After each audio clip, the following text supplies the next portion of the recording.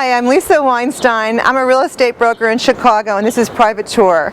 Today I'm talking about what's so fabulous about living in Chicago's Gold Coast. To many, the Gold Coast is the epitome of sophisticated living in Chicago. It's luxury, location, beautiful homes, but most of all, the Gold Coast is very small and it's very exclusive. It's also one of the most international areas in the city. When I have a client that is new to Chicago who tells me they want a luxury location where they can walk to everything, shopping, dining, close to the loop, kids can go to private schools, I know right away the Gold Coast is the perfect fit. Like you always hear in real estate, location is everything. Well, the Gold Coast location is exceptional. Potter Palmer, the man who was credited with developing the Gold Coast, must have been a true real estate visionary.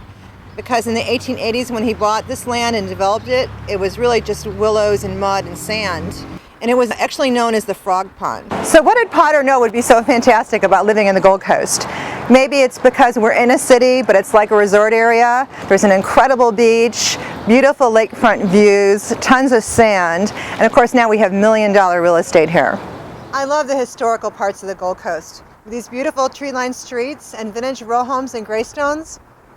Right now I'm on Astor Street. It's one of the most renowned streets in the Gold Coast, and we're about a block from the lake. Many of these mansions here were built around the turn of the century by wealthy Chicagoans, men such as Potter Palmer and Marshall Fields, and some really great architects such as Andrew Robory and David Adler, Mies van der Rohe, and Benjamin Marshall. In fact, Robert Todd Lincoln, who was Abraham Lincoln's only surviving son, lived here. I'm at 1525 North Astor Street. He was an attorney, I believe. So I'm on Astor Street here where it dead ends at Division. This is Division Street behind me.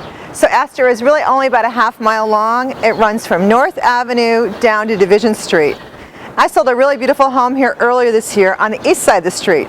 So one thing to note, if you're going to buy a home on Astor and you need a garage, make sure you buy on the east side of the street, because only homes on the east side of the street have garage parking on Astor.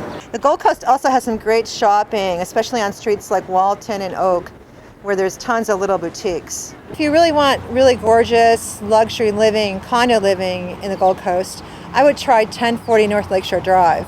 This is probably the only building I know in Chicago that actually has 3 doormen at any times. Also, if you're looking for wonderful luxury new construction in the Gold Coast, there's so many condos to look at. My first pick would be 50 East Chestnut, where you can have your own entire floor, about 4,000 square feet. Also, a little slightly older buildings, the Elysian, the Palmolive, and the Park Hyatt, all really super luxury high-end homes. I'm at 1 East Scott here. I'm at the corner of Scott and State. I actually got my first condo here in Chicago. I was living in Lake Geneva and I needed an in-town for the weekends, and this is a great place for your first condo. It's super located. You walk to the beach, there's restaurants and shopping, and there's 1 mag mile right here. The Gold Coast also includes this area known as the Viagra Triangle. It's where State and Rush Streets meet at Bellevue, and where supposedly older men hang out to meet younger women.